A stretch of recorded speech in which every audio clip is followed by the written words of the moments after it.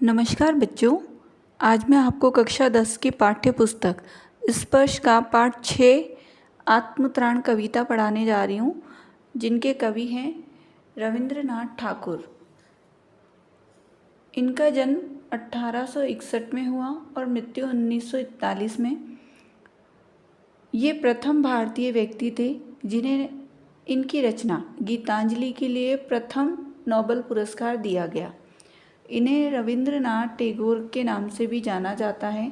इनकी रचनाओं का प्रमुख विषय है ये लोक संस्कृति यानी सामाजिक संस्कृतियों का वर्णन करते हैं तथा प्रकृति को अपनी रचनाओं में अत्यधिक महत्व देते हैं। कविता का अनुवाद इस प्रकार है। कवि कहते हैं, विपदाओं से मुझे बचाओ, यह मेरी प्रार्थना नहीं, केवल इतना हो करुणा में, कभी ना विपदा में पाऊँ भय। करुणा में अर्थात हे दयालु ईश्वर, आप दुखों से मुझे बचाएं, ऐसी मेरी प्रार्थना नहीं है। बस मैं इतना सा चाहता हूँ कि आप मुझे उन दुखों को झेलने की और उनसे लड़ने की शक्ति दें, मैं उनसे कभी ना डरूं। दुख ताप से व्यथित चित्त को ना दो सांत्वना नहीं सही, कि दुख से परेशान मेरे मन को आप दिलासा ना दें। कोई बात नहीं, मत दीजिएगा, पर इतना होवे करुणा में, दुख को मैं कर सकूं सदा जे। पर हे दयालु ईश्वर, बस इतना सा कर दीजिए कि उन दुखों पर मैं हमेशा आत्मविश्वास और हौसले से विजय प्राप्त करूं।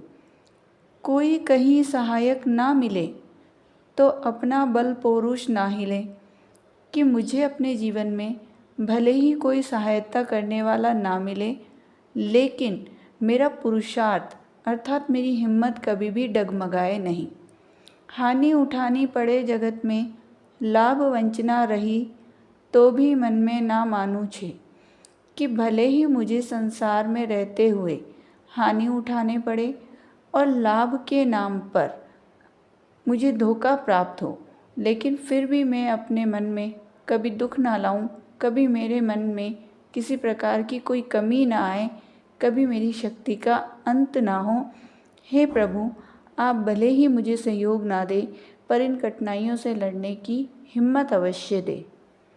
मेरा त्राण करो अनुदिन, तुम यह मेरी प्रार्थना नहीं, बस इतना होवे करुणा में, तरने की हो शक्ति अना में।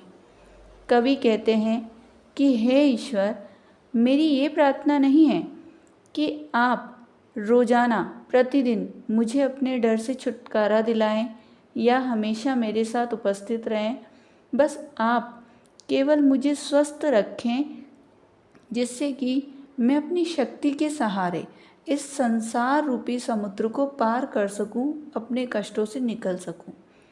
मेरा भार अगर लघु करके ना दो सांत्वना ना सही, कि आप मेरा बोझ कम करके मुझे तसल्ली नहीं दे सकते। कोई बात नहीं, मत दीजिएगा, केवल इतना रखना अनुने, वहन कर सकूँ इसको निर्भय। केवल इतनी सी विनती है ईश्वर, क्या आप मुझ पर इतनी सी कृपा करें कि मैं बिना डरे इन सब बोझों को उठा सकूं। नत शिर होकर सुख के दिन में, तव मुख पहचानूं छिन छिन में, कि सिर झुकाकर, नत शिर यानी सिर झुकाकर सुख के दिनों में मैं आपको हमेशा याद रखूं और हर कण में आपको पहचान लूं।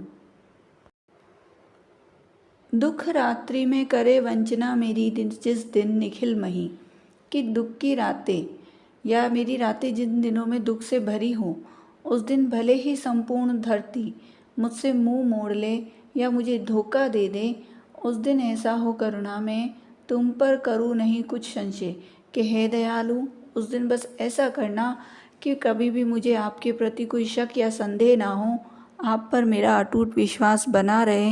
हे प्रभु, आप भले ही कष्टों को सहन करने में मुझे सहयोग ना दें, बस इतना सा कर दीजिएगा कि उन कष्टों से निकलने और उन्हें सहन करने की मुझे शक्ति और हिम्मत दीजिएगा।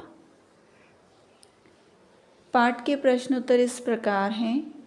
यदि आपको किसी भी पंक्ति या प्रश्न को लेकर कोई भी संदेह है तो आप मुझसे पूछ सकते हैं। धन्यवाद।